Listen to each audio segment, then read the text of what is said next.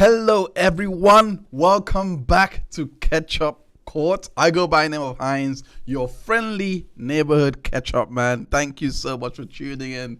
Today in court has been really explosive. In fact, I never thought I would see such a trial to be done in such an expert precision, to be going this quickly. We're only in day 3, but it feels like we have got the most important information out of the way. It feels like the prosecution are giving a performance of their lives, so to speak. If I'm quoting just a normal mom that, engages in normal mom's activities, if I'm quoting her properly, boy, there's so much to go through today. Hopefully you will get the references at the end if you haven't been following the trial, or if you have missed this trial. This stream is perfect for you because we are gonna catch you up. I'm gonna do my best to bring the most concise recap of this case, because there's a lot to go through. But before we do begin, make sure that you hit that like button. It will really help us out with the YouTube algorithm, and don't forget to share this stream as well. So for those that may not have known this case, Donna Adelson is on trial for alleged role in the orchestrating of a 2014 murder for hire of the killing of our former son-in-law, Dan Markel. And he is a respected law professor at Florida State University, but he was unfortunately fatally shot in the head when he was in his garage. And all of this was during a really feisty custody battle. Now we are in the trial. A lot of things has unfolded. I'm going to go into the witnesses for day 2 to just catch you up a little bit, but we have gone through day 2 in a lot greater detail. I've left all the links in the description, so that you can go watch day 2 if you have missed it, because we went through a lot in that recap. Hey, Lexington Law Nerd, happy Tuesday to you too, as well as you, Trial Channel. Always a pleasure to see you. I just want to say the Trial Channel, the Trial Channel has got clips that will make it a bit easier for you to catch up, because all she does is gather all the testimony without the gaps and breaks and the sidebars, etc. Without all of that filler, she cuts it all up and have it in a nice, neat playlist. I have linked the playlist of this particular trial in the description. You can go and catch up in full footage as well. If that's what you wish, you can listen to specific testimonies. That, like, I love the concept of our channel. I really love it. Shout out to you, Trial Channel. But yeah, so let's recap on day 2 witnesses, because 4 witnesses took to the stand yesterday, and Jason did. One of these witnesses was Jason Newland. He went through methodically, I should say, the prosecution methodically went through all of the communications during the divorce. Something that was really unique that is different today is they didn't really at least show Charlie's involvement during the divorce. It's almost like a narrative storytelling. It's gonna make sense. I'm jumping the gun because they got me a bit excited. I'm jumping the gun a little bit, but there's a real strong narrative being laid down by the prosecution, and it's like they are slowly introducing new information with every witness. And in all honesty, when I was going through day 2, when the day 2 recap, I kind of had a feeling. I was wondering, why did they bring Wendi first? Because Wendi seems to be she was mentioned by the prison guard, who not prison guard, my bad, by the hitman, not prison guard. He is in prison, but anyway, by the hitman Louis Rivera on day 1. she mentioned, I mean, not she. He mentioned Wendi Adelson as being the person to have wanted the hit. That is all for her benefit, basically. That is for the her kids. So Wendi was the next one up, and she gave testimony on day 2. And she is the daughter of Donna Adelson. They just went through the divorce filings, what the relationship with Dan was like. She really tried to downplay a lot, but she was really cornered, and she had to answer a lot of tough questions. And through her, I took a lot of notes with her testimony, but I slowly realized that you need to reference back. Like, there will be a lot of references back, and I wasn't disappointed when I made that connection. I was like, wait, it hit me that her testimony was so detailed, because you will have to go back and reference a lot of what has been going on, a lot of the conversations with Kathryn, a lot of conversations with not with Kathryn, with Charlie, and you will see the link between Charlie, Wendi, Donna, and Kathryn, and it's just impeccable trial strategy, in my opinion. Then Robert Adelson was the next witness after Wendi. This is the oldest son of, I believe the oldest, because Charlie is the middle child, as he testified to, but this is the oldest son of Donna Adelson. And what he was basically testifying to is that, well, the key part, I'm not going to rehash everything from yesterday, but the key part of the testimony was where he said that Donna had basically said that the police had told them, or had informed them, that the killer had went up and asked Dan whether he was Dan, and he said, yeah, he's Dan, and then they shot him and left. He was testifying, how does she know that? I even noticed with the demeanor on cross-examination that Jackie Fulford was really ready to go in and question Robert Adelson's motives or possible animosity towards the mom, and she just retreated after asking the question regarding where he was in 2012 to 2014, and based on his answer, she just basically changed course and ended the course examination without even getting into the substance of what the mom had said to him on the phone. It was really a devastating testimony from Robert Adelson.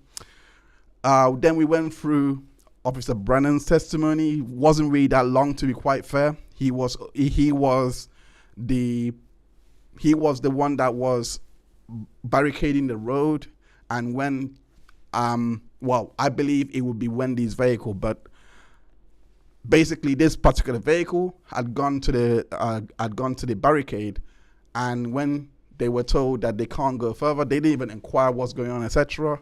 They just reversed and left. So it was as if the inference here would be they just came to check what happened, and that's it. They just left. At least that's the inference I got.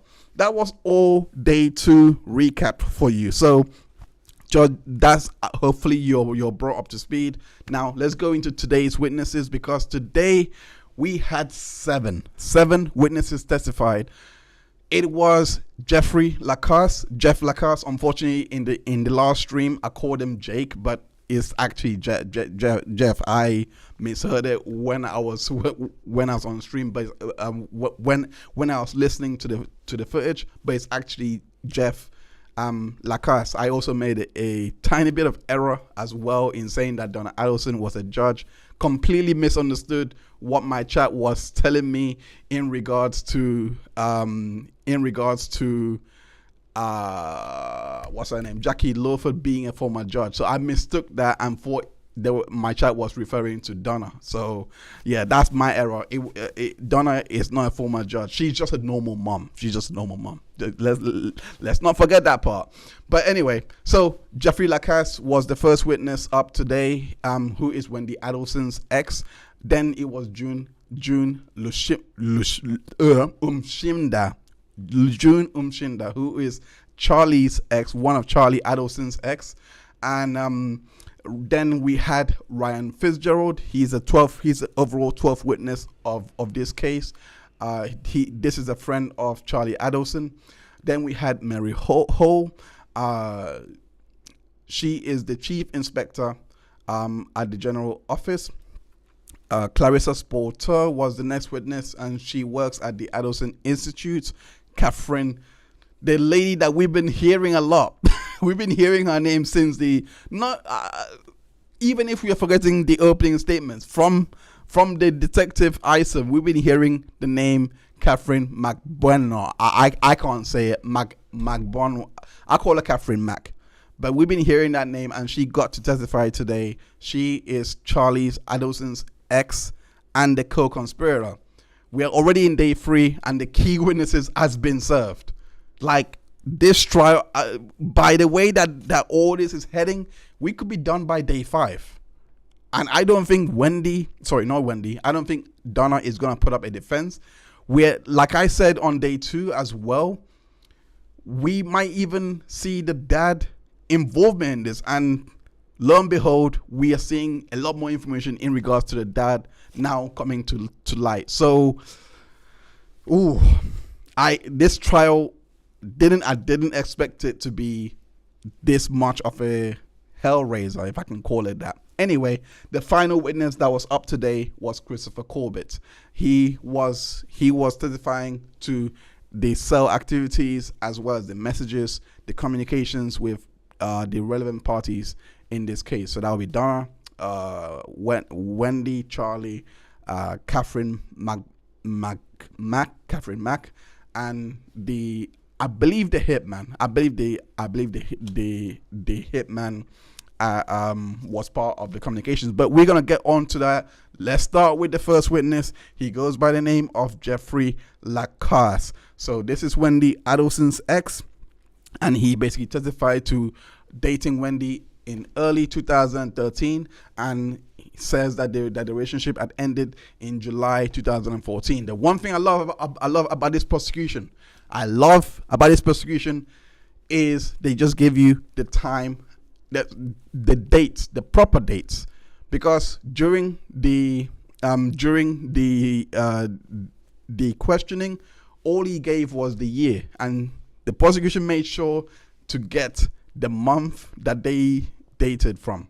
So, which is really key, because if it was early to 2013, this suggests January, etc., and they ended in July 2014. This is round about the time of Dan Markel's death. So you can tell that this death had likely impacted him, and that is the value of his testimony, at least a bit. One of the values of his testimony that he would have been impacted by this death, as well as giving a bit more background into Wendi Adelson and also Donna Adelson. He also testified that the divorce was a constant topic of conversation, and the litigation was a constant topic as well. He also gave testimony in regards to the relocation of the children, relocation order being denied, and says that says that they were having that because of the custody issues. He was pretty much helping Wendi cope with all of it because it was on Wendi's mind.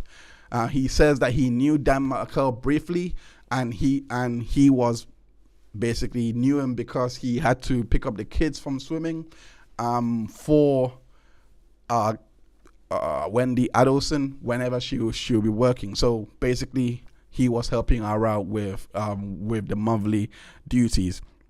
He also gave testimony in regards to, and I thought this was a bit of an interesting testimony because he was saying that he bought into the he bought into the Adelson's narrative of Dan Markel, that he didn't really know Dan to hate or love him, but he didn't really know anything more than negative stories about him that was given to him by the Adelsons. Let's watch. Than things that Wendi was telling you? I sort of adopted the Adelson family narrative. I kind of believed what Wendi was telling me. And Wendi and I also had mutual friends from when I was here before, and they had sort of adopted that narrative as well. So I didn't have a personal beef with Dan Markel, but I did believe sort of the Adelson family story about Dan Markel. It's the word narrative is very interesting. Like, think about it. The word narrative is very interesting because it just to me, at least understanding the meaning of the word, it means that there is a little bit of resentment there. In my opinion, there's a little bit of resentment there because now this guy is dead. I reject this family for some reason. So that was what they were doing. I didn't believe it. That's why I'm calling it a narrative. That was their version. And the fact that he's a professor, so he knows the meaning of words and how much weight it will carry. He was making it very difficult for when he was a difficult person. Yes. If you know, did Wendi Adelson want to relocate to South Florida? Yes, she did, very badly. And why did she want to relocate to South Florida? She preferred to be down there with her family. She also hated Tallahassee. That's in my original, police statements. It was almost a daily topic of conversation how much she disliked Tallahassee. So was both. She really disliked Tallahassee. She preferred to be in Miami. On our second date, she broke into tears talking about relocation and abruptly ended the date. I mean, it was still very visceral, very important to her. All right, and that was shortly after the relocation had been denied, is that right? Yeah, that would have been last week of September, so a couple months after it was fresh then, yeah. Okay, and were you specifically familiar during that time with the litigation seeking to limit Donna Adelson's exposure to the kids or to have her be supervised in the presence of the kids because Dan was alleging that she had made disparaging remarks about him to the children? Yes, I was aware of that. How did you become aware of that? Multiple ways. Wendi talking about it. And it's hard to remember which exact emails and motions I was forwarded, but definitely Wendy's talking about it for sure, and perhaps I was sent court materials. Okay, were you also shown things in her presence? Yes. All right, and if you know, did Wendi take that particular filing seriously? Was she upset about that or worried about that? Yes, every time there was a motion, they took it very seriously, and I'd reported to the police that it was disruptive on the relationship because every time something was filed, dates would get canceled, Wendi would be in a mood, Wendi would be upset, so. When you say they took it seriously, who are you referencing? The entire family, but Wendi was the person I was having contact with. But it was known to me that the whole family was upset. Okay. So, of course, with this testimony, it puts it just puts what Wendi was testifying on day 2, it just puts it in a completely different light, and it just ruins her credibility if it wasn't already shattered, or if the jury may have thought that she was credible because she is calm, etc. It just puts it all there because he said that this girl hated Tallahassee, that she wanted to live in South Florida. She was even breaking down, crying some of the days. He even knew about the relocation discussion, and because Wendi will talk about it. So this means that Wendi was very invested. But if we cast our mind back to her testimony, she was saying that it was actually more the mom that was invested, that she would like the move, but she didn't mind the life in Tallahassee because she had a nice quality of life in Tallahassee. She said that. She said this. She had a nice quality of life in Tallahassee, but she did say that it would have been better for her to move to South Florida. Now we're hearing that she actually hated Tyler. Little things that if the jurors were paying attention and taking notes, they would just be ticking off, okay, that's a lie, tick. Not okay. Then we can see that there was a vested interest here to get this relocation done, that it was actually the mother and the daughter doing this, and now they are in this situation. They're trying to distance themselves from all of this. The one thing I love about this is the fact that it's just so referential with the question. But let me stop waxing lyrical of the prosecution's brilliance. Let me continue on with his testimony. He testified that Donna was very involved in Wendy's life and very involved in the divorce, showing a lot of investment on Donna's side. He testifies that Charlie did not like Dan and had an overprotective brotherly vibe to him.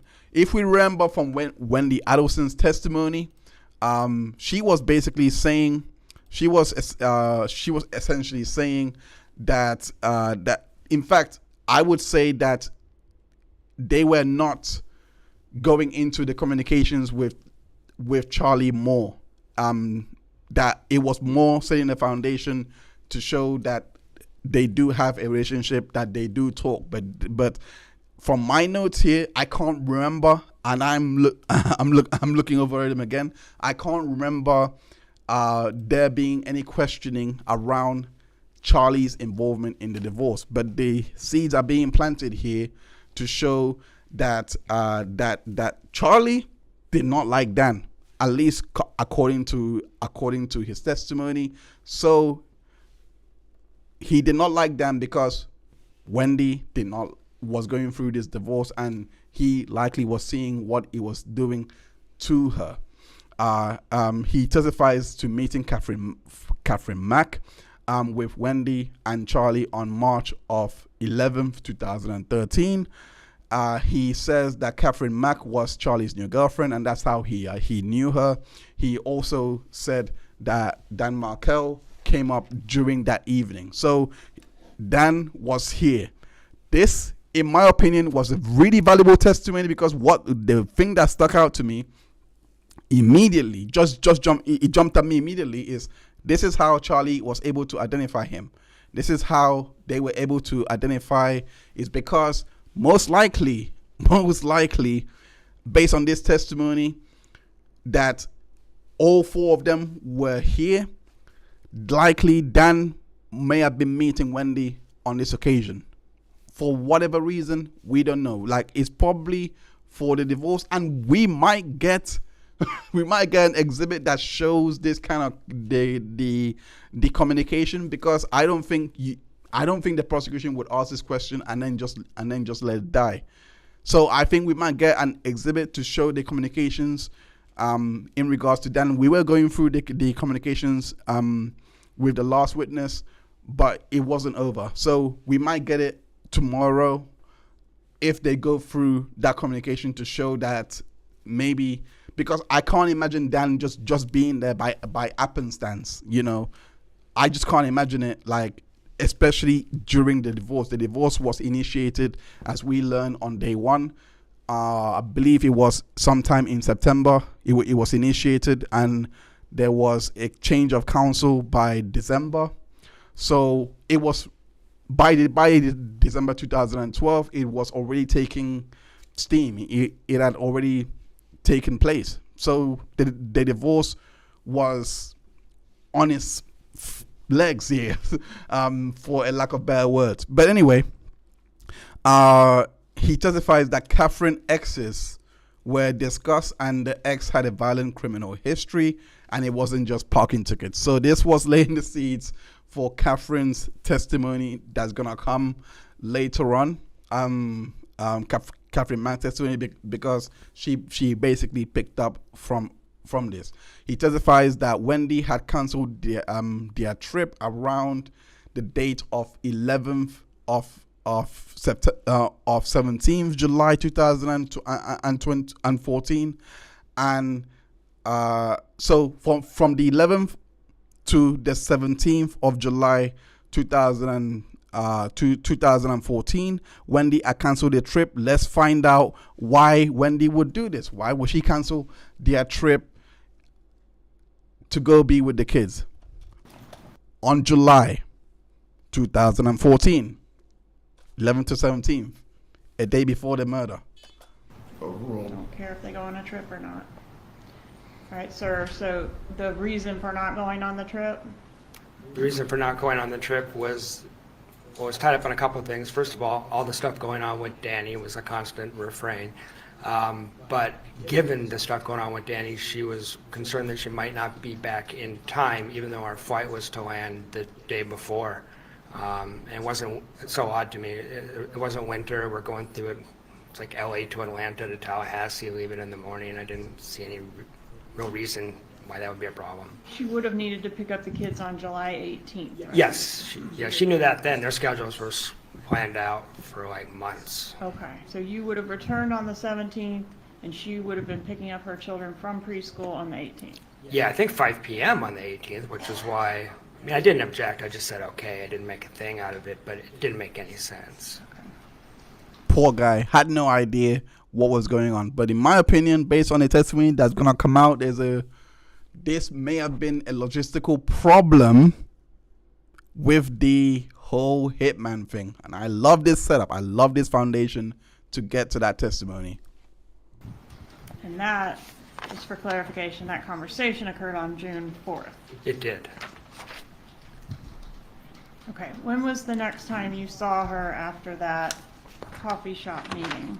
Yeah, so that was mid-afternoon, and in the evening, I had plans to go see her and spend time with her and the kids. And then she had contacted me that she wasn't feeling well and I should like rush over there essentially. She had a stomach problem, so I got there as quickly as I could.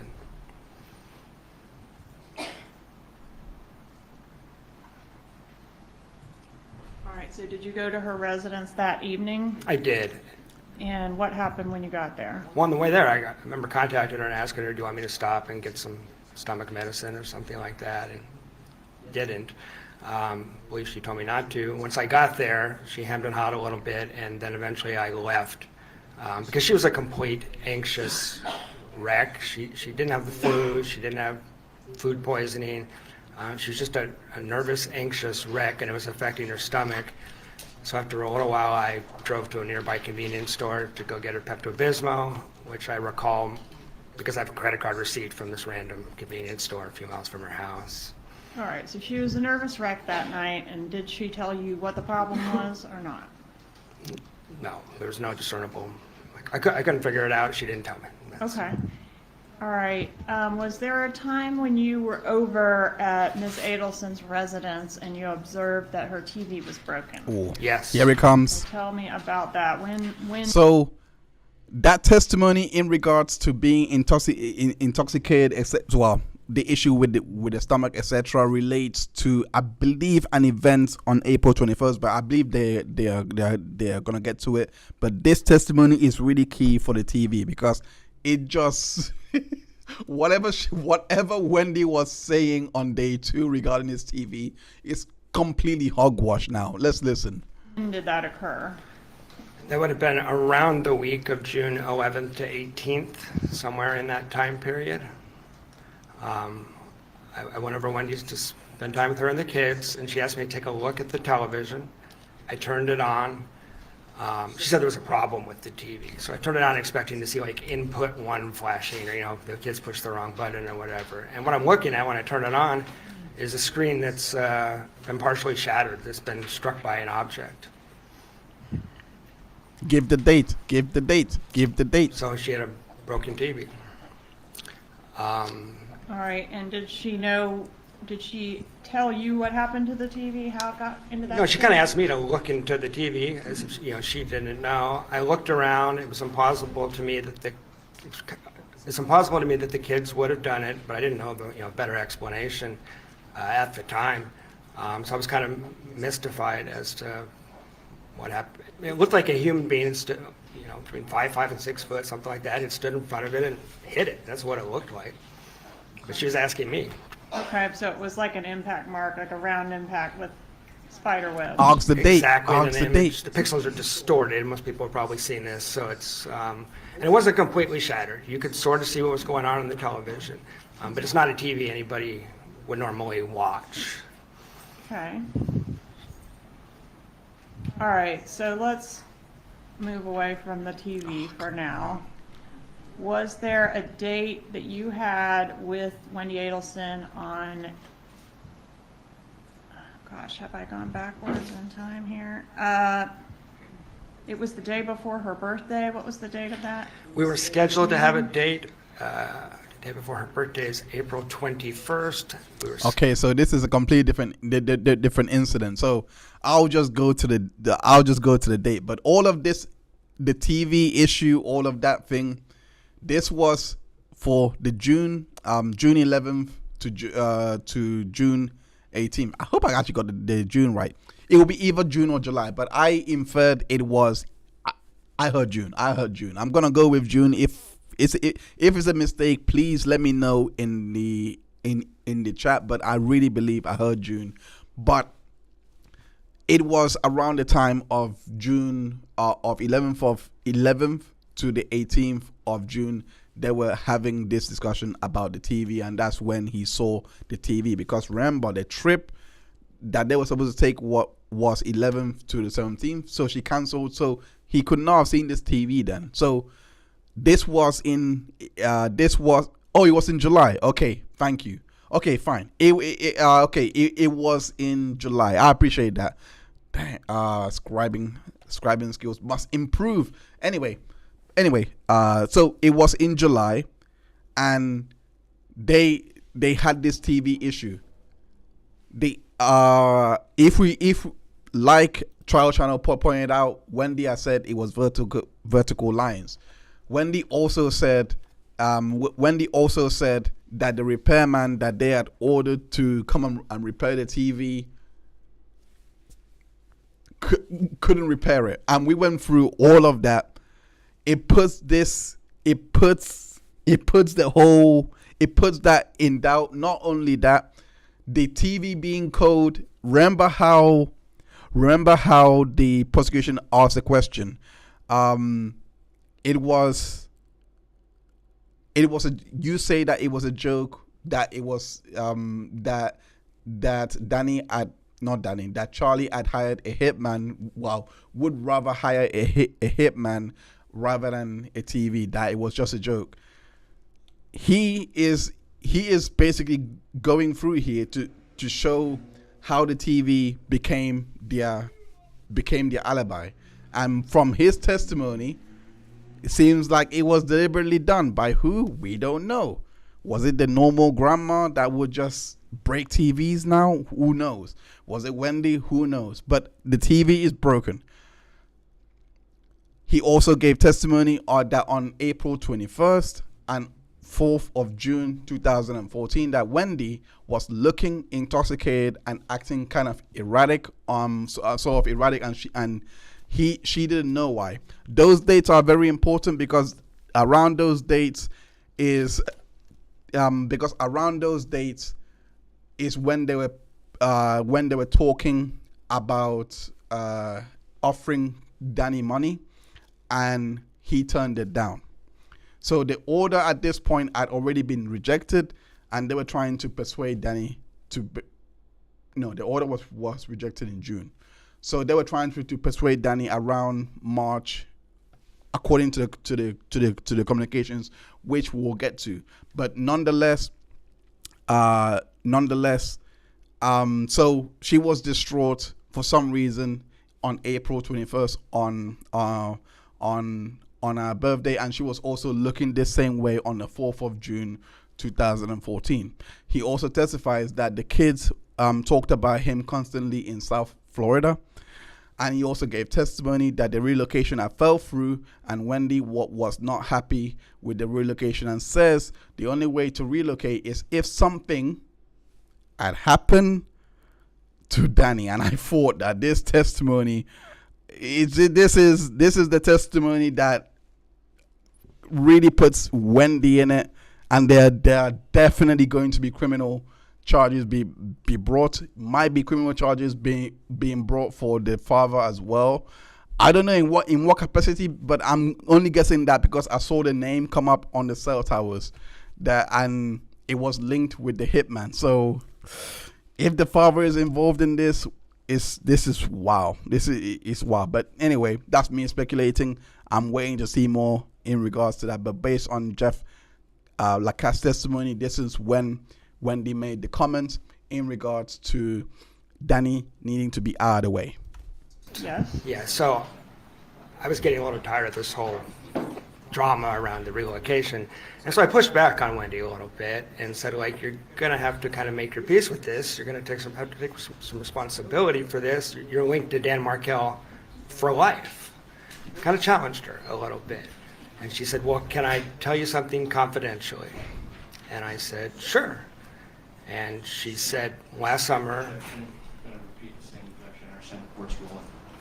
Same ruling remains, the objection is overruled. You may continue with your answer. she Can I said, tell you something in confidence? yeah, can I tell you something? After I challenged her, can I tell you something in confidence? Sure. Well, last summer, my brother looked into all options possible to take care of the Danny Markel problem, including hiring a hitman, and it would cost about $15,000. Okay, and when she referred to her brother, she's got two of those, right?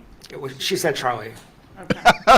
And Love that answer because he saw where the lawyer was going. He's like, no, let me just stop you with your lawyering. No, she said this. Let me just stop you with it. Let me stop you right there.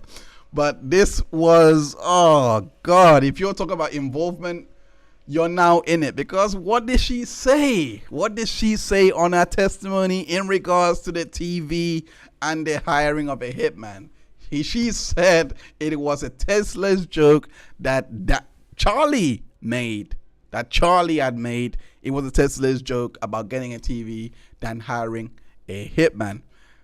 It will be cheaper getting a TV than hiring a hitman, basically. when she said Charlie looked into hiring a hitman, are you familiar with Charlie's joke? I looked into hiring a hitman, but got you a TV as a divorce present because it was cheaper. Yeah, Wendi told me that joke a couple of times. This was not that joke. Okay, so this was something different. Yeah, the joke was said with levity. It's a dark joke, but this I found chilling. I found disturbing. It made my stomach flip. It kind of took me aback. She was dead serious when she said this, and she'd asked to tell me in confidence, which you don't do before you tell a joke. Okay. So just had to clear it up. You wouldn't tell someone to tell something in confidence if you were gonna joke about something. Well, actually, tell a lie. I would do that, but the joke has to be like it would be an instant punch. You know, it would be like, hey, I got something to tell you. I blew your mom last night, or something like that. Then it becomes funny. But like, this is not this. Hiring a hitman for 15 grand. You specified. What joke specifies the exact amount? But that was funny. And the trial channel says when he told brother Rob that parents didn't know about Jeff, but Jeff said they absolutely knew about him. Yeah, he's been around the house. He's been around the house. He knows them. He even knows Dan. I don't know where Wendi was going with that. Like I said yesterday when I was doing the day two, I was like, let me give her the benefit. Let me just put everything that she's saying. Let me not like try to doubt it. Let me just put it out there. Now we're seeing all of the lies unravel. And she's just looking less credible, and she can't come back to actually stop it unless she gets recalled by the state or to go through all of this again, which would be the most epic of trial strategies, just to put her back on to just go through all of this again and shred her to pieces. Like that would be epic. It's something I would do if I want to be cruel, if I'm being honest. But anyway, so the joke in regards to hiring a hitman is out the window. I don't think any jury is going to believe that. He also testifies that he also gave testimony that that the rental car that the hitman had used, that it looked like his car. He looked like his particular car. And this testimony, and this was the last testimony on direct exam, and it just gave the impression that the hitman knew about him and they were going to frame him for this entire thing. He's an ex, so he probably has an axe to grind. There's so many things you could maybe use to discredit him, but on cross-examination, that did not happen. And I was expecting a bit more from the defense in regards to the cross, but it's this. I don't like this lawyer. I don't know his name. But he didn't, in my opinion, he didn't do much with this cross exam. He didn't actually go into the details in regards to his possible animosity towards Wendi. Maybe he viewed that he was a credible witness and there's no way to actually shake him. Maybe that's what happened. But I would have loved to see how Jackie would have handled this witness, because I felt like this was more on her alley. You know, this was more in her domain. But maybe they changed that because they saw what happened with Rob, and they thought maybe he would be better to handle this. But he didn't really do much. He just basically got Jeff to admit that he has no personal knowledge that Donna had made the grandma motion, that it was just something that basically was told to him by Wendi. And he also says that the broken TV was annoying because the kids were making a fuss. They had to go into another room to go watch the TV. So I don't know why you would solicit that testimony, because the jury knows that this family is rich. If they wanted a new TV, they would have got it that same day. Why did they put up with this TV? That doesn't make sense. Why would they put up with this one TV that was broken during the week of the murder? They could have literally just got the TV, gone to the store that day, picked it up, brought it back as if nothing had happened. Poof. No one is gonna fall for this. No one is gonna fall for this TV alibi. It's been dismantled. In my opinion, anyway, it's been dismantled, and that was it. That was the main cross-examination. There was no redirect after this. We now move on to June Unchinda. I can't say that. These names are bad for me, but we can. But yeah.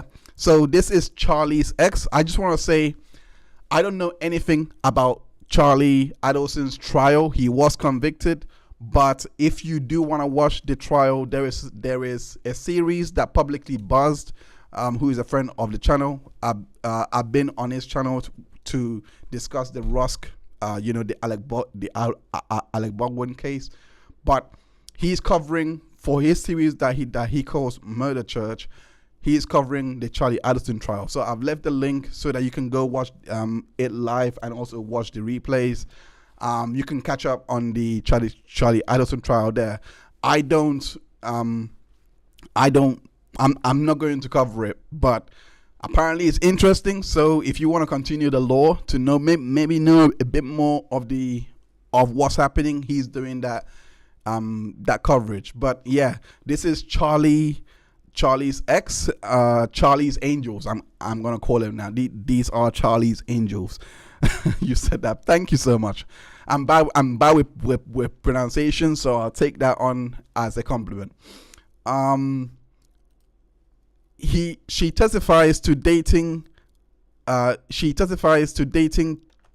Charlie from the time of September 2015 to June 2017, and she also gave testimony that she didn't know who Dan Markel was, and she was advised that his brother-in-law had been shot.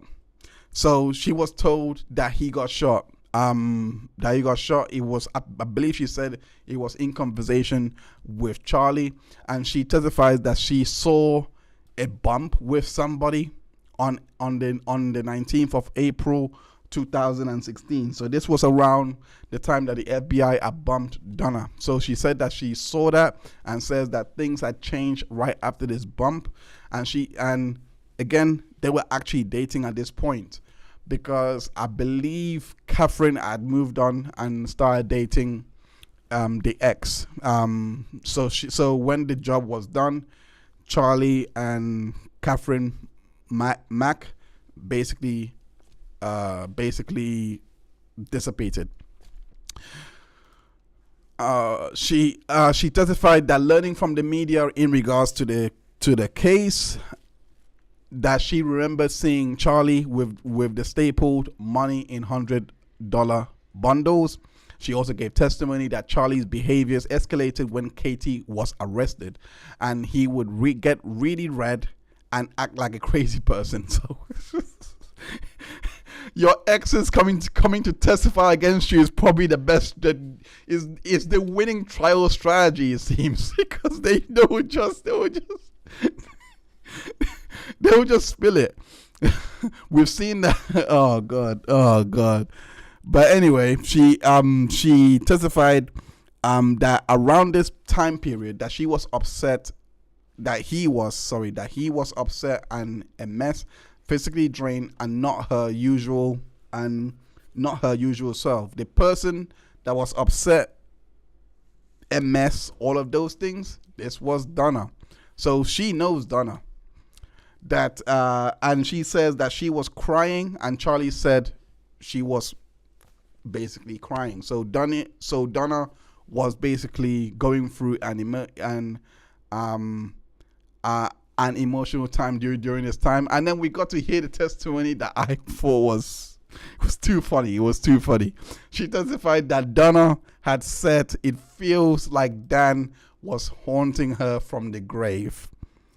These are just the things that a normal mom would go through, guys. A normal mom would feel like the ex-son-in-law that is deceased is haunting her through the grave. Interesting.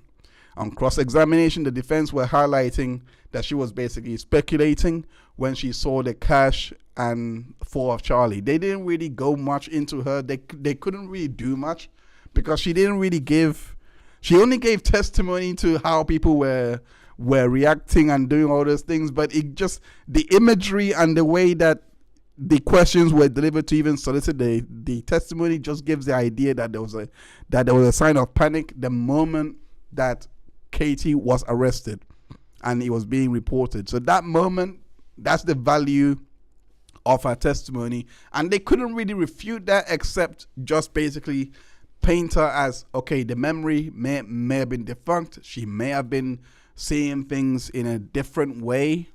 She may have been misinterpreting things. These are the only angles that the defense can use. But in all fairness, I believe that the testimony, for what it's worth, only gives a picture. It could be disregarded by a jury. I think they would listen more to the hard evidence because there's just so many. I think testimonies like this might be disregarded by the jury. And I think they're going to focus more on the hard evidence in regards to the actual involvement from communications, from the testimony of the actual hitman that they got in. So they will listen to that more. But I can see the value in bringing this in just to help with the narrative, help with the flow and the storytelling element of the trial strategy. Anyway, the next witness was Ryan Fitzgerald. To be honest, I'll be very honest, I did not see the need in his testimony. They could have gone without him, but he was just testifying that he knows who Charlie's exes were, like Katie Mack. He knows her and says that he has a lot of girlfriends. He testifies that no one talked about the death of Dan, and he thought that was kind of weird. So that was probably the most key part of his testimony, that, that he thought it was weird that someone would die and no one talks about him. Just no, absolutely no one. They're not crying. They're not upset. Anyway, and he says he testifies that Charlie became upset after interactions in regarding to the cases. The cases in reference here was the cases around the hitman, like when he was asking questions about what was going on.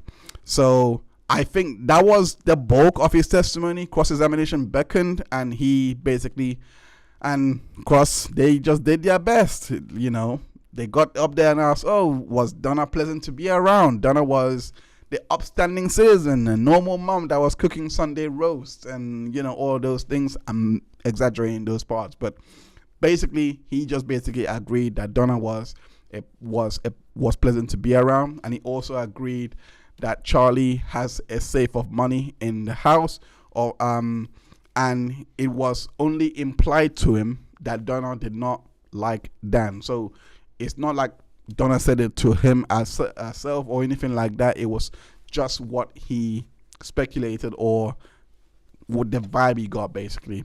So that was the bulk of his testimony. There was no redirect after this, and I just believe that, especially with the course examination in regards to the safe, it just suggests that the money, this is going back to the excess testimony, that the money that the stifle out the $100 bundles that she saw at the house is now given a bit more doubt that it would that it would be there.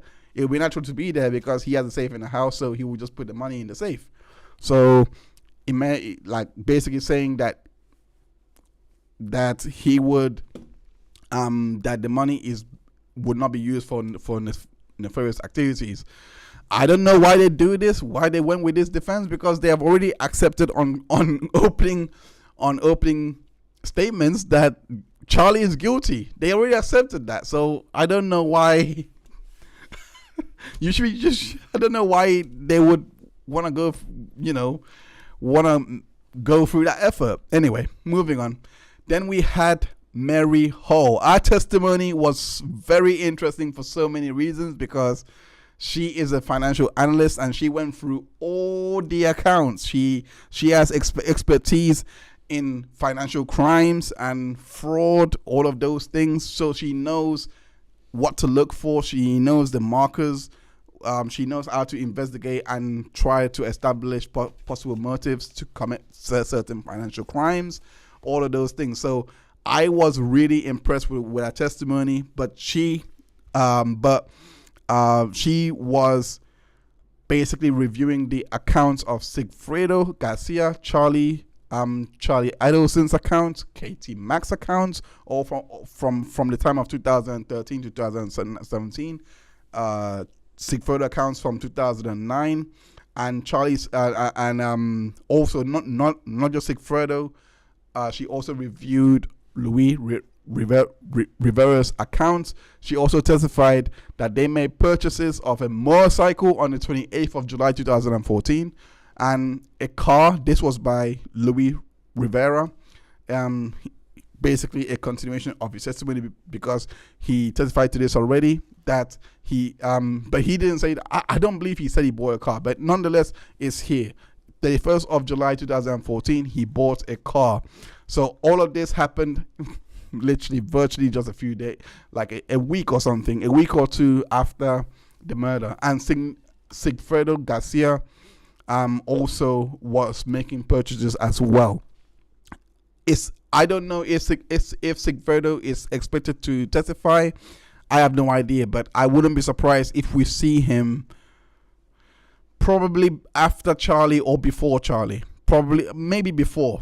Based on the narration, it seems like they actually, to be honest, knowing this knowing this prosecution, they might put Charlie first and then Sigfredo to kind of reveal any kind of inconsistencies when it comes to Charlie. So they might do it that way if he does testify. He also testified that Rivera had a lot of overdrafts before the murder, and after the murder he put money into the account that had the overdrafts, and there was no overdraft. and then he didn't withdraw the money for months. And then he started having overdraft after 4 months. It just, I was laughing at this point because like, how is this guy? How is this guy? How is this guy so bad with money? Because how on earth are you blowing all that money, and now you're going back into overdraft again? That was just weird. So trial channel says, I think it's Sigfredo's car. He's probably not testifying. Charlie testifying for defense. Oh, okay. For the defense. I'm surprised the prosecution are not calling him up. That's interesting. All right. I want to see where that goes then.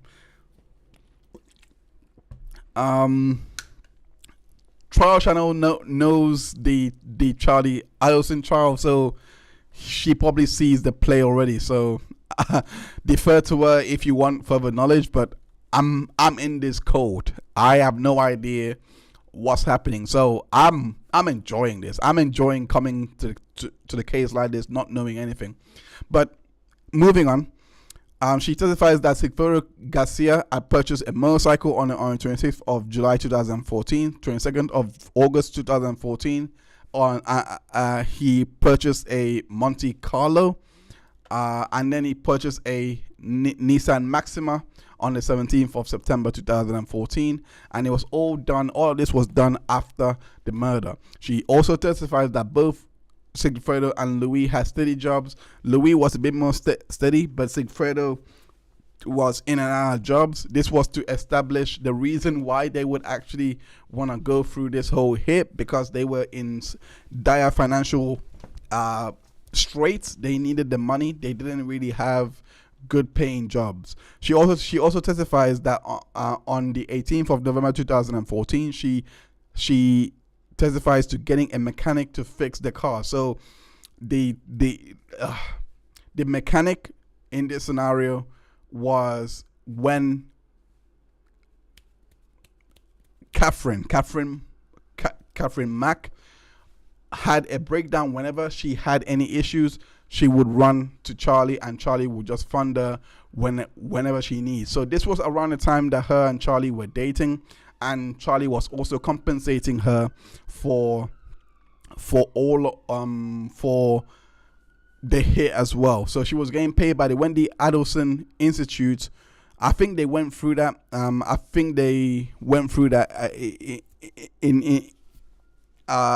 They went through that. We are going to get to that as we continue. But nonetheless, this is giving us the idea that during the time of 2014 to 2016, a lot of them believed that they were in the clear and they were just spending money free, willy-nilly. I mean, for the Adelsons, this was nothing because this was their normal life. They have a successful practice, etc. So whenever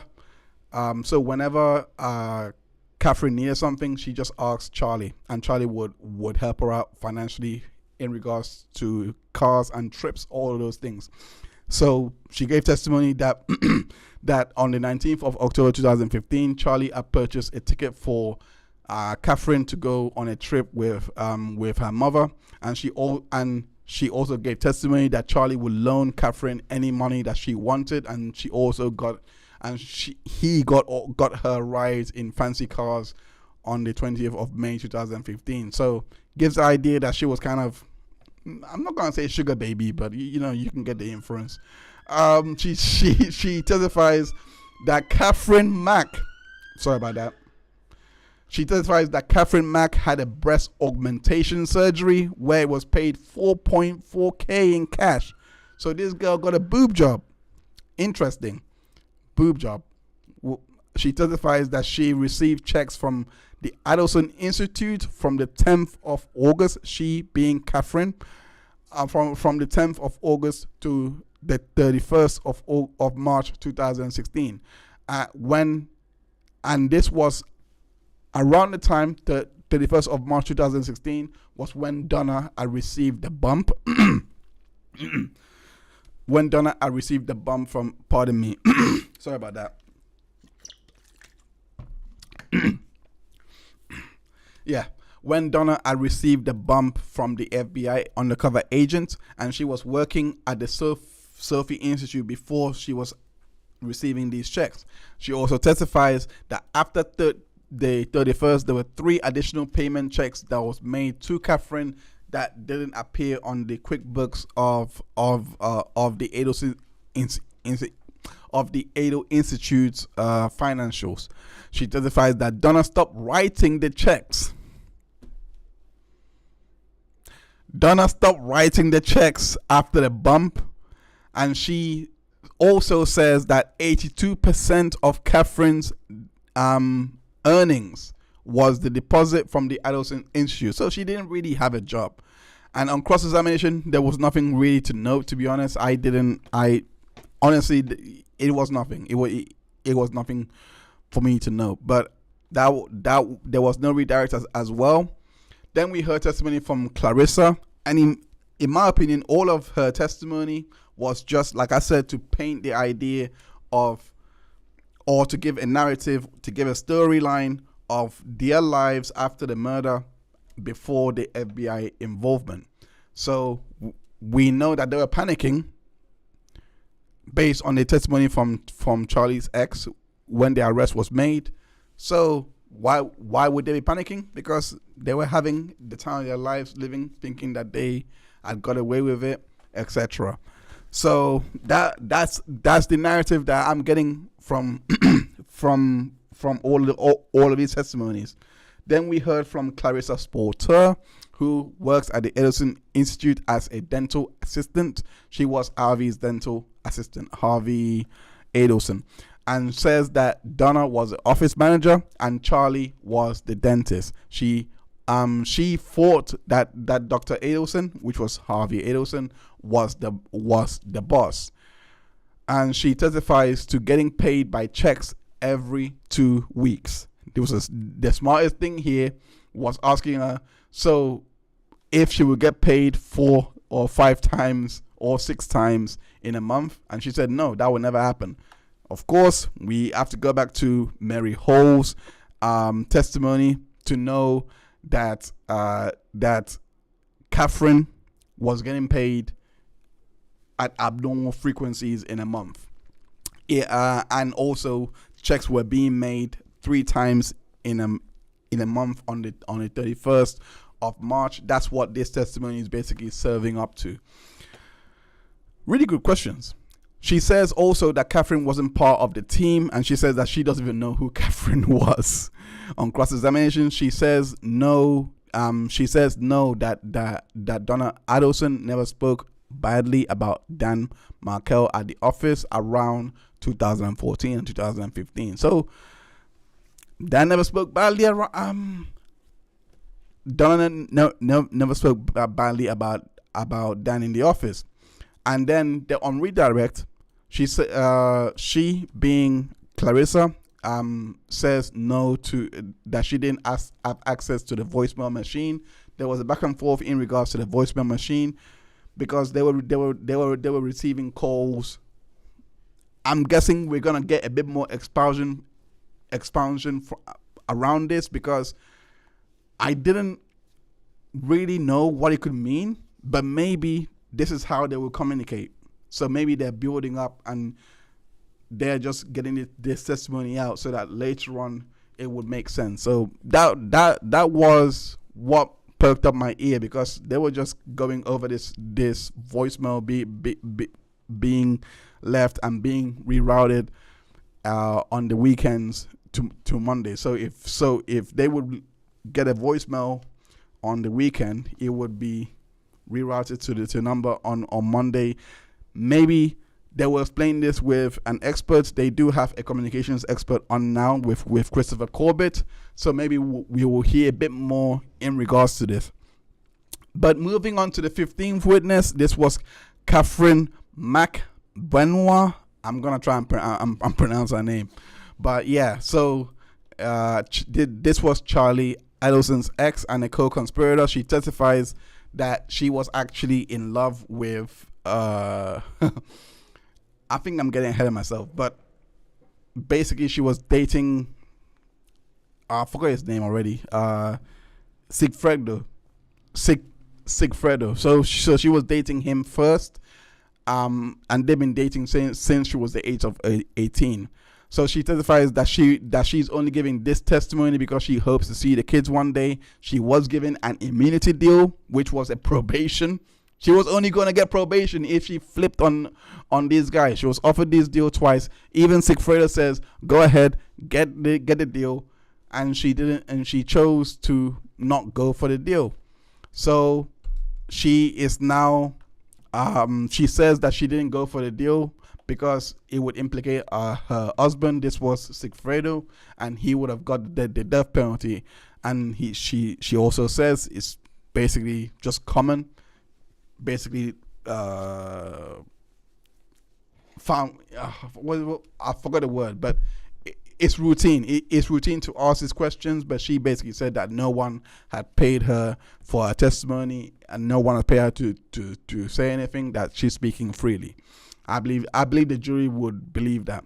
Anyway, moving on. She testifies that to being involved in the death of Dan Markel, and says that Charlie was the one to hire her. Let's go to that testimony right now, because this was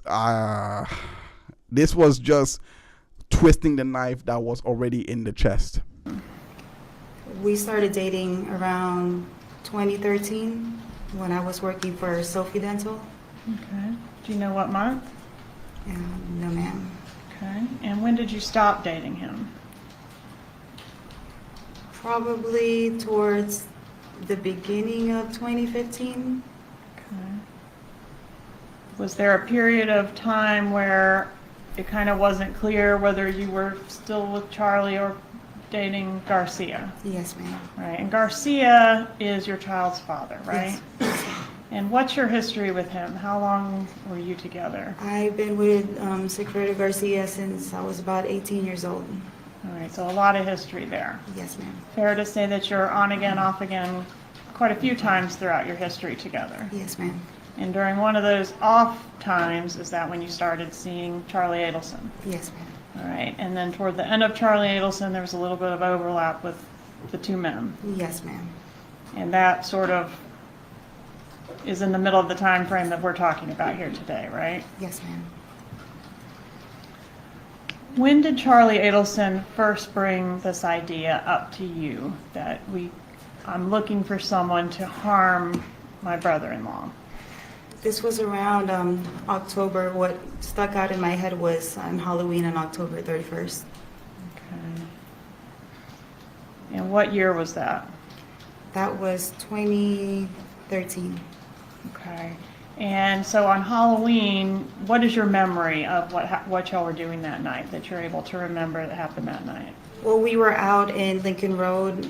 It was like a kind of like a block party in Lincoln Road. And then when we were getting ready to get into our cars, he jumped into my car, and he basically suggested that do I know anybody that can harm someone? Okay. And were those the words you used, harm? Yes, ma'am. Okay. And did you know somebody that could harm someone? Yes, ma'am. At that time, Sigfredo was the first person that kind of popped in my head. Okay, I want to approach and show you an exhibit. So States 36. Ma'am? Is it a fair and accurate photograph of you and Charlie Adelson when you all were dating? Yes, ma'am. okay, so all of that was to basically show that Charlie had an involvement. They got that into the record off the bat that he was hiring her, or he was floating the idea that he needs to have someone killed, and he needs to have Dan Markel killed. She testifies that the idea to harm. She testified that Dan had given her the idea to harm someone back in Halloween 2013. So the timeline, this would have been around the time, because the denial, the custody, the relocation motion that was done by Wendi was denied on June 2013. I believe 13th of June, around the time. So in Halloween, a lot of time as dispensed. So they tried to bribe him. They tried to do all these things well, not bribe. I'll use their word. I'll be fair. They tried to offer incentives to make him relocate to South Florida, but he didn't go for it. And when that didn't happen, you can get the idea, at least from the testimony coming out, that around Halloween they took and escalated the measures to get to basically kill Dan Markel. Moving on, she testifies that Charlie thought she needed the money, and that's why she was asked. She was told that Dan Markel was the problem. Let's go and listen to that testimony right now and hear what she has to say. Between Garcia and any member of the Adelson family other than you? No, ma'am. Who is Luis Rivera? Sigfredo Garcia's friend. Okay. And how long have you known him? For a number of years, over a decade probably. Okay. Why did you agree when Charlie asked you to enlist somebody to harm someone? Why did you agree to do that? Oh, at that time, Charlie knew that I was going through financial situations, so I guess he thought, hey, you can make some money. You needed the money. Yes, ma'am. And Garcia and Rivera, they were also motivated by money, right? Of course. Did Charlie Adelson tell you why he wanted to harm Dan Markel? At that time, no, ma'am. What did you learn about Dan Markel over the course of your relationship with Charlie Adelson?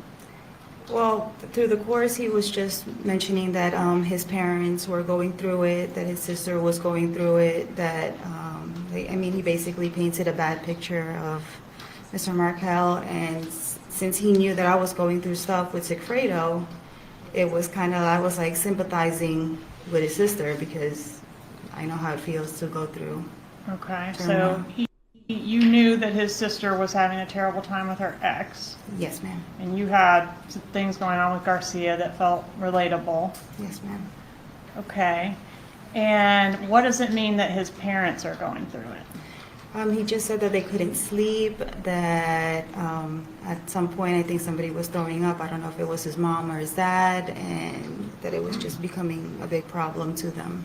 Okay, and the big problem was Dan Markel. Yes, ma'am.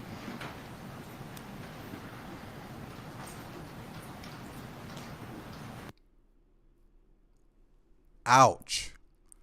The reason why I'm smiling so much is because I was wondering on day one, how on earth do you carry out a hit and then you tell the person the direction? I would just pay extra to keep that bit quiet and just say, look, just do it. Don't ask questions. But no. Oh my God, I did not know that these guys were actually friends like this. This is insane. So this guy, oh wow, this is where they messed up. And it's embarrassing too. It's actually embarrassing. She's the one that dimed them. She could have done all of this without even telling Rivera or Sigfredo, hey, it's Wendi Adelson. Hey, is this, is that? Because we heard from Luis Rivera that Wendi Adelson was the one that Kathryn had told him about. And she's saying that she sympathized with them. That's why she did it. So she basically went out there and spilled and said, look, I need you to do this. My friend is well connected. He's going to pay you, blah, blah, blah. So you're going to get paid. Someone called Dan Markel, someone called Wendi Adelson. She didn't have to do that. Oh, come on, it's common sense. Like, you don't have to be a master criminal to figure out if you're gonna kill someone. Keep the details as minimal as possible. I mean, I'm not a criminal. I just want to put it out there. I don't know anything. I don't know how to do anything. Okay, don't know how to do anything. Just want to put it out there. But anyway, she also testified that that Charlie would consult Donna during the planning of all of this killing. Let's watch that testimony, because this slow, incisive cuts. That's what the prosecution are doing. Slow, incisive, surgical cuts to Donna Adelson, Wendi Adelson, who's gonna be next on the surgery table. Charlie's already been dismembered, so he's forgotten about. But now it's Donna's turn on the surgical table. So let's hear this testimony. Interjected in that way that you just described. This particular situation. This needed to be taken care of, and what his family was going through. All right. How many times did this particular situation happen where you were discussing what would eventually become the murder, and his mother was interjected in that way that you just described? How many times did I think he stepped out and Yes. speak to him? A number of times. More than twice? Yes, ma'am. More than 5 times? Yes, ma'am. So this was like a regular part of the way this worked whenever this conversation came up? Yes, He would ma'am. consult his mother and come back and speak to you. Yes, ma'am. Did he ever relay to you, my mom says, I'm sorry. I'm sorry. I just want to pause it for a bit. The prosecution didn't even care because they knew it was gonna go overall. They just continued talking. That was probably the most weakest objection I've heard a lawyer make, if I'm being honest with you. did he ever relay to you, my mom says, whatever? He didn't. He never specifically said what he spoke to his mom about. No. Okay. But did you understand that getting the job done would relieve the stress on Charlie Adelson and his family? Yes, ma'am. Did you understand that getting the job done would relieve the stress on Charlie Adelson and his family? Yes, ma'am. Okay. At some point, did you learn this isn't going to be just harming, like, I don't know, maybe punch him in the face or something? It's going to be a murder. Yes, ma'am. All right. And do you know specifically when you learned that? There was an envelope that Charlie had given me one day that I went over to his house, and he told me not to open it, and that he had worn gloves to close it, and that was basically it. And that I was the understanding of to pass it on to whoever I knew could take care of it. Okay. And when it's pass it on to whoever you knew, the name Sigfredo Garcia is used or is not used? No, it was never used. Okay. And is that, when we're talking about this conspiracy in general terms, are you in general trying to insulate the co-conspirator on this side of you from the one over here? Yes, ma'am. I was basically in the middle. So you don't talk about Charlie to Sigfredo, and you don't talk about Sigfredo to Charlie? No, ma'am. But they both... Knew that it was to them, yes. Okay. He said he wore gloves when he put whatever he put in the envelope. Yes, ma'am. All right. And so he told you, don't open it, don't touch what's in there. Yes, ma'am. All right. And what kind of envelope was it? It was a manila envelope. Was there any writing on the envelope or anything on the outside? No, ma'am, it was blank. All right. So the envelope goes into your diaper bag, yes? Yes, ma'am. And do you take it and Sigfredo gets it from you? Yes, well, eventually when I came home, because I usually have that diaper bag, that's like my little weekend bag. And when I came home, I contacted Sigfredo and I was like, hey, I have a package for you. Just come by whenever you can. Did you open it and see what was inside? No, ma'am. Okay.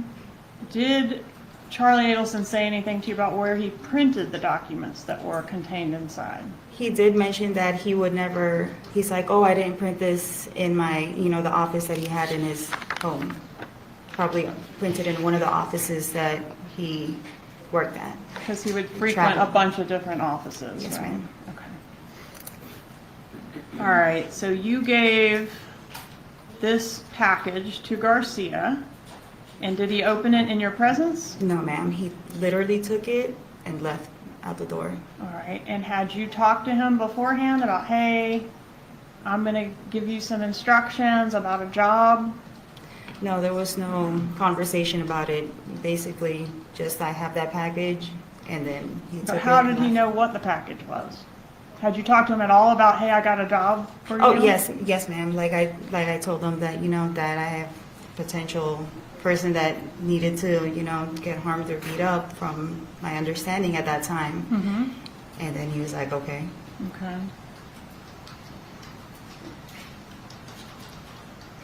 All right, so I want to ask you about the June trip. In June, did you provide Garcia with any money for expenses associated with that June trip? Yes, ma'am. Where did you get the money from to give to Garcia? From Charlie. Okay, how much money was it? From my recollection, it was a couple $100, less than $5, So maybe. this was just for like gas and whatever was needed to get to Tallahassee and back? Yes, ma'am. I just didn't know where he was going. I didn't know.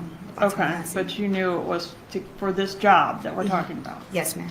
Okay, and at that point you knew it was a murder because the envelope had been passed, right? Yes, the envelope was passed towards kind of like in the beginning of the year, so we're already in June at that time. All right.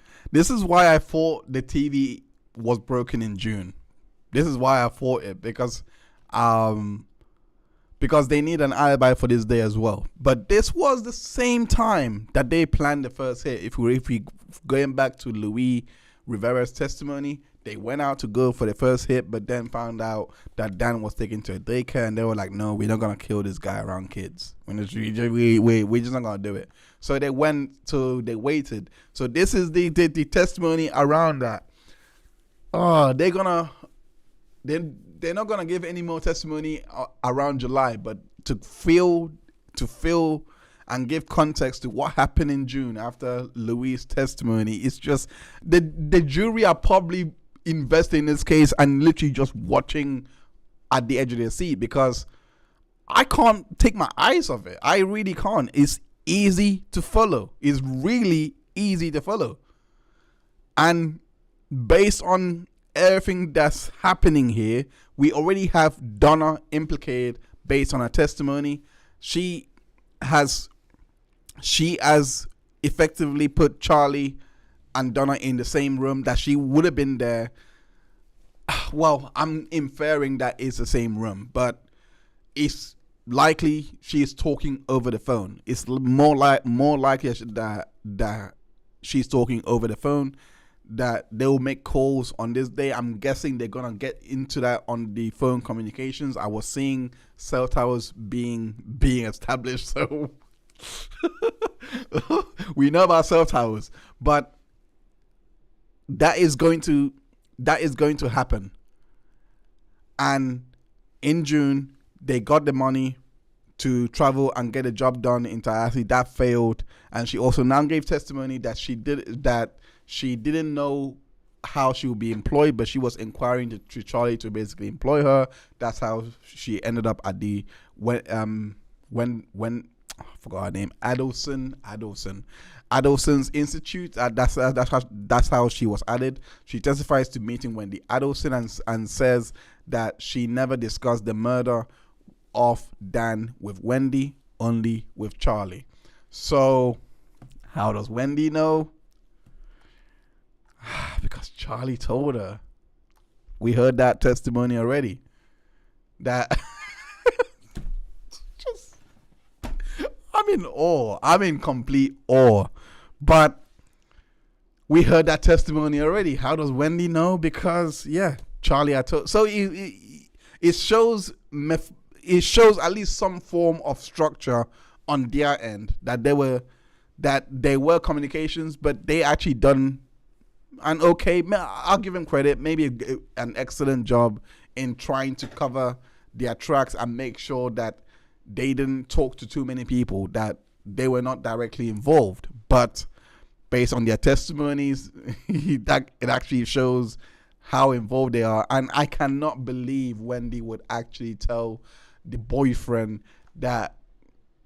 Why would you do that? Like, I don't know. How is someone that in love that they will tell that they're planning to hire a hitman to kill someone that you're in a divorce with? I just, that blew my mind to even learn that from to even learn that from Jeff. That really blew my mind. Anyway, she testifies to receiving a chunk of cash and code words that she would speak with Charlie regarding the payments. That's what she testified to. She also says that she was not doing anything to receive the money.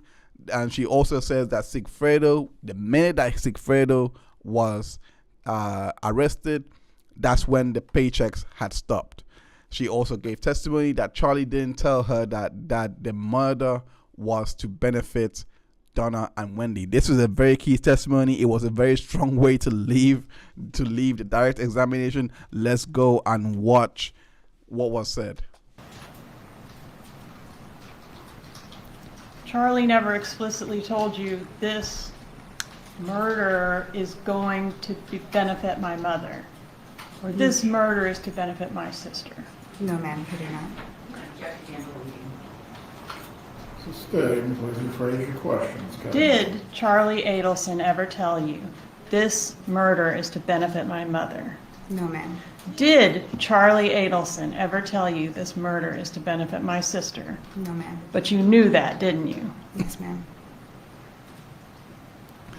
He did tell you that his mom was at the house right before you arrived, the night of the murder. Yes, ma'am. Wait. The mom was at the house on the night of the murder before she had arrived. Tell you that his mother washed the money. Yes, ma'am. Money that was payment for the murder. Yes, ma'am. Just going through the Did evidence. you speak in code Just going through the evidence. on that wire? On the wiretaps, yes, ma'am. Okay. Property and tenant, that was code for looking into who was behind the bump, right? Yes, ma'am. Well, Charlie tends to go on his little rants, and then I kind of just followed, what he was saying. Yes, but you spoke in code. Yes, ma'am. And you understood you were speaking in code because you might be tapped, right? Yes, Somebody ma'am. might be listening. Yes, ma'am. But there would be no reason to speak in code if you hadn't done anything wrong. Will you agree with Testifying. that? Yes, ma'am. Object. Innocent people don't talk in code, do they? Object. No, ma'am. No further Testifying. questions. Cross-examination. Cross-examination was interesting. It took a while to get there, but she basically gave testimony. This part, what I thought was really key, that was highlighted for the defense, that I felt, okay, they made a very good point here, and this was about her telling Sigfredo about the hit, but they didn't know that he was going to be the one to basically do the hit. That essentially that from what I gathered, they didn't know that she thought it would be Louis to do the hit rather than Sigfredo. So things got messed up, which is why she didn't take the immunity, basically. Yes, I know. At that time, you knew who he was? Yes, ma'am. Okay. But is it your testimony you did not know that he was going to be involved with this as well? Yes, I did not know that he was going to be with him. Let alone, I didn't know that Sigfredo was even going to be the one. Well, I'm sorry, you hired someone other than Sigfredo to do it? No, I didn't know that I just gave him, I told him that somebody, needed to be harmed. I didn't know that he was going to be the one. Okay. To And do so. how much money did you tell him he could make? I didn't tell him an amount. So you testified before that you knew Sigfredo needed some money and you could certainly use some money, so that's why you agreed to do this. Yes, ma'am. And so you were going to agree to have somebody killed and you didn't even know how much you were going to get paid? No, I did not know. Okay, so now we know Sigfredo and Luis Rivera came to Tallahassee, right? Yes, ma'am. Okay, so it's Charlie's asked you, you've asked Sigfredo, unbeknownst to you apparently, he has asked Luis Rivera to go. Yes, ma'am. Okay, and we know that Luis Rivera and Sigfredo Garcia traveled to Tallahassee on more than one occasion, but ultimately they follow and track down Danny Markel, and when he pulls into his garage, Sigfredo Garcia gets out and shoots him in the head and kills him, right? From what it shows in my trial, yes, ma'am. Okay, and then they come back to South Florida, Sigfredo and Luis Rivera, right? Yes, ma'am. Okay. And you go to Charlie's house, you pass out with the Xanax, you get up the next morning, and he says there's money in the trunk. Yes, ma'am. At that point, you're claiming you didn't know how much money it was. Yeah, I did not know how And much. as of then, you still hadn't discussed any dollar value for having someone killed.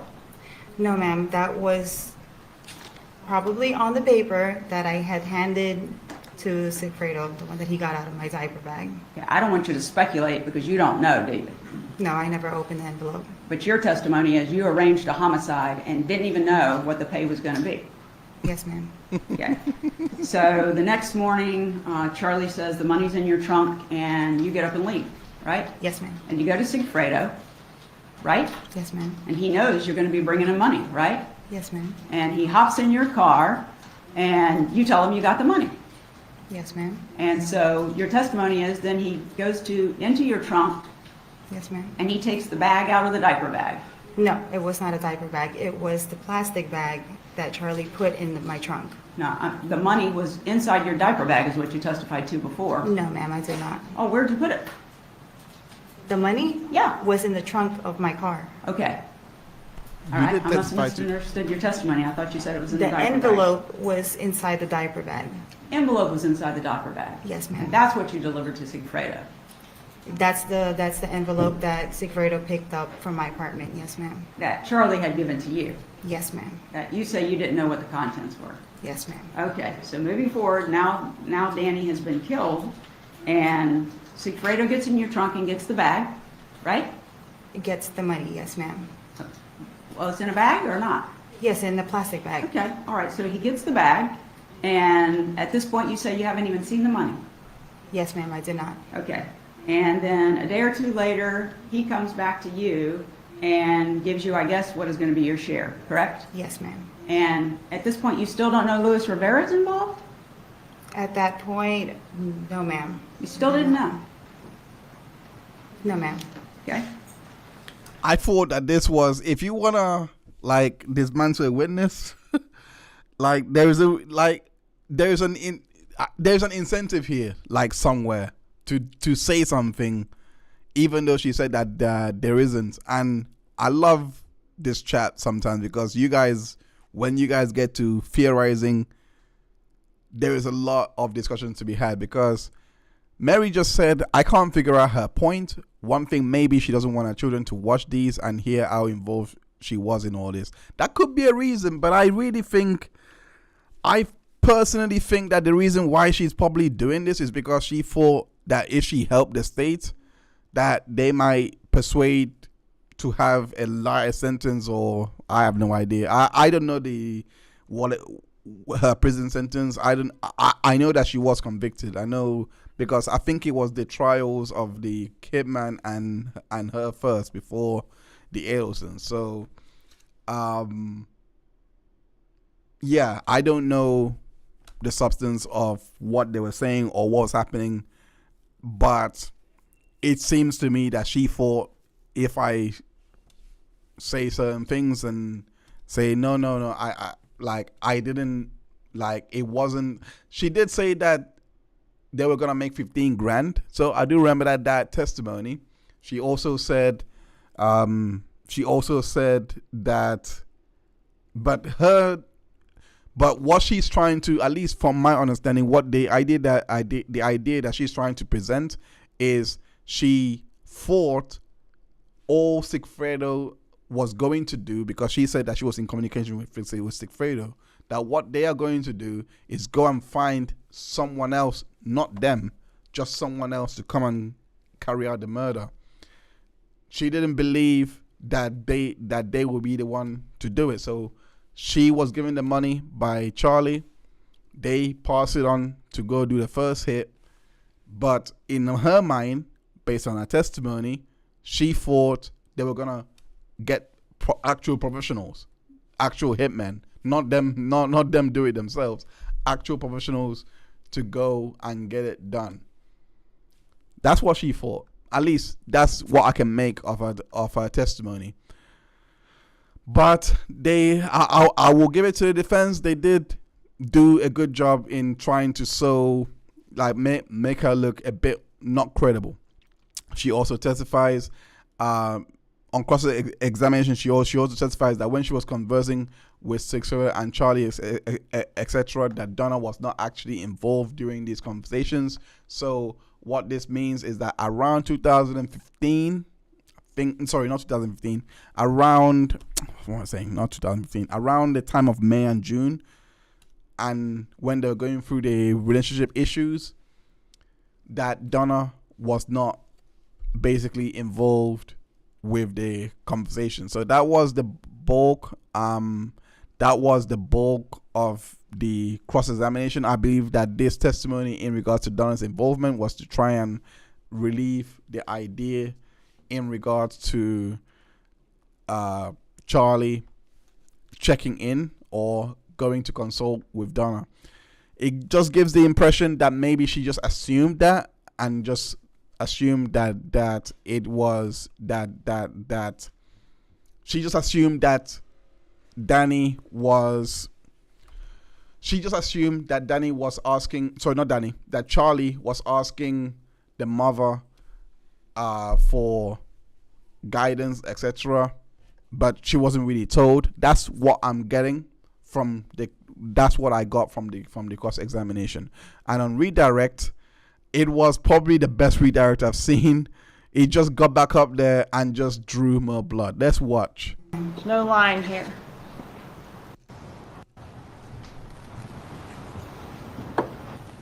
Donna Good, fair point. did not have any conversations with you, did she? No, ma'am. There's no lying here. Right? No, ma'am. Donna had conversations with Charlie. Yes, ma'am. Charlie, I'm gonna object. She wasn't participating in those conversations. Overruled, I believe the witness earlier testified concerning this very issue. You may continue your examination. Donna had conversations with Charlie, right? Yes, ma'am. Charlie had conversations with you. Yes, ma'am. Charlie was the go-between between you and Donna, wasn't he? Yes, ma'am. The same way you were the go-between between Charlie and Garcia. Yes, ma'am. No further questions. That was it. Simple, done, and just get straight to the point. Leaving it easy for the jury. So the next witness was Christopher Corbitt, and this was the last witness. He was the supervisor of technology with law enforcement, and he basically testified to extracting all the documents from the phones that belonging to Donna, Kathryn, Wendi, and Charlie. He also testifies to the cell tower locations. He didn't really get into a bulk of this testimony a lot. He also testifies that based on Dan's locations, he was at the home, then went to the gym. We already know this. He testifies that on the 1st of July 2014, Harvey's phone number received a call at 5:15 p.m. for 37 seconds. This was when my head started spinning. I was like, wait a second, the dad is not involved? Why would he receive a call? But like I said on day 2, I believe I said this on day 2, they are leading with exhibits. They are presenting the exhibit and the key testimonies, and then bringing in the witnesses to kind of cross-reference those exhibits that's already been being presented. The reason why I said that is because the lead detective was the second, third, fourth witness. Was the fourth witness before any of the other witnesses came on. So before Louis Rivera came on, we already had the communications of the divorce. We already had all of that set up. So from that strategy, all this does is jury focus on the hard facts. You're going to see the story that's going to develop here because you have the hard facts. So on the 1st of July 2014, Harvey enters the scene, receives a phone call. I don't know what part he's going to play, but we're definitely going to hear about it. He also testifies that there was he also testifies that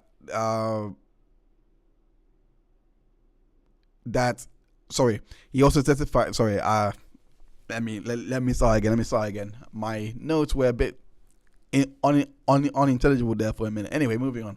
He testifies that on the 1st of July 2014, Charlie had an angry or a spat with Kathryn and left voicemails on Kathryn's phone. So, so this was likely something to do with disagreements with Sigfredo, and he also gave testimony that a lot of emails were presented, and he also gave testimony to a lot of the emails that was presented with the lead detective. We already know of those emails, the offer for 1 million, etc.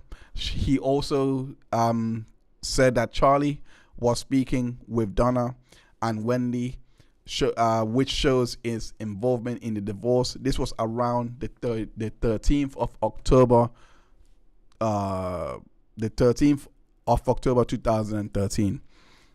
So around that time, I believe this was the Halloween time that she said that we just heard testimony from that I think we heard was it Katie or Jeff? I think one of the two, but we definitely heard testimony that around Halloween that Charlie was seeking to hire a hitman. So they're now laying the seeds that Charlie, Donna, and Wendi were discussing the divorce on the 13th of October 2013. The judgment had already been passed down on the 13th of June 2013. Communications between Donna and Charlie about the divorce on the 15th of February 2014 were they were basically showing that Donna and Charlie were basically stressed, and they were basically saying that Wendi was also stressed in all of this. This was around March 2014. On March 4th, 2014, there is a setup for a private call, and she asked Charlie to delete certain messages. So Donna was asking Charlie to delete certain messages, and basically that was the bulk of his testimony for today. And in what my final thoughts, what have we actually learned today? Because the prosecution has really streamlined this case and made it really digestible for the jurors to follow, and I really do believe that they're following this. We already know that based on Kathryn's testimony that Donna has had a part to play in regards to the in regards to communicating the hit. We are now seeing a slow dispensation of new communications coming through from the this supervisor of technology that we did not see from the lead detective. So this is, I don't know, this is like the best prosecution, the best delivery, because this is how you keep someone on their toes. But so we're now seeing new communications, we're now seeing new links. So we might actually see Harvey Adelson be involved as part of the conspiracy, and there might be another case. There might be. And also, that we gotta look back. We actually gotta look back to the testimony in regards to Mary Hall. There was no cross-examination. We talked about that on day 2, about how I believe the defense should show that it was a normal course of business to sign checks. But that didn't happen on Mary Hall's testimony, on Mary Hall's cross-examination, where they would highlight that, hey, she was signing other checks, not just these ones, etc. But they were already being to the punch, because end of the day, from what I saw, they had the testimony already. Before Mary Hall came on, they had a testimony from the front desk employees. Saliza, I am pronouncing her name properly, incorrectly, but Clarissa. They like not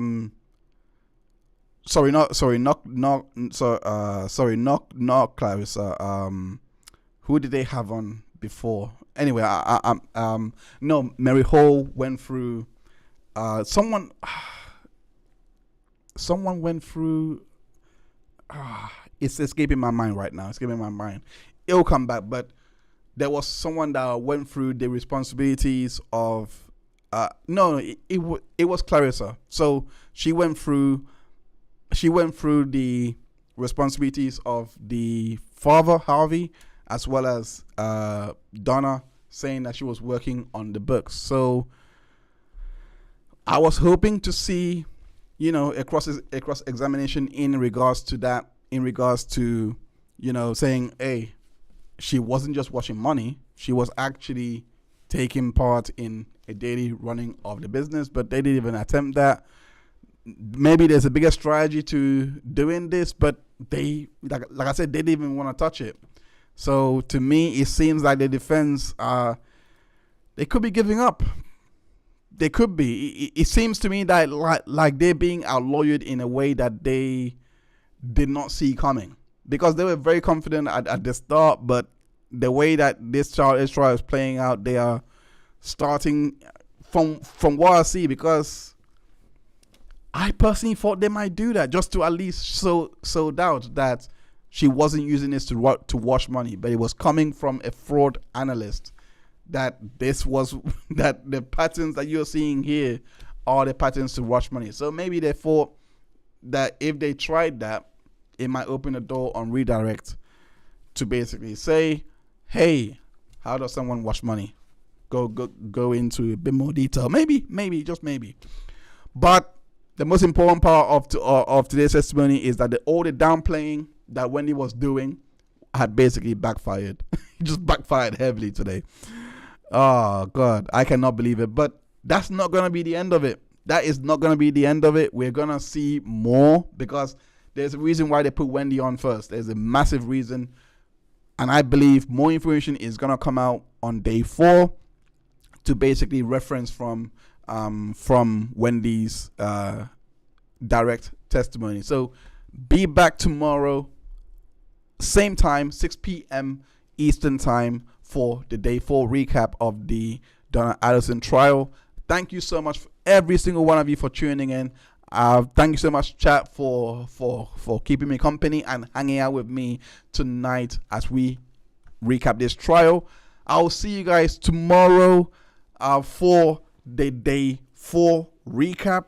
Take good care of yourselves. I go by the name of Hines, your friendly neighborhood catch-up man, and we'll catch up on the next day of the Donna Adelson trial. See you then. Bye for now. Thank you everyone for tuning in for another Catch Up Court live stream.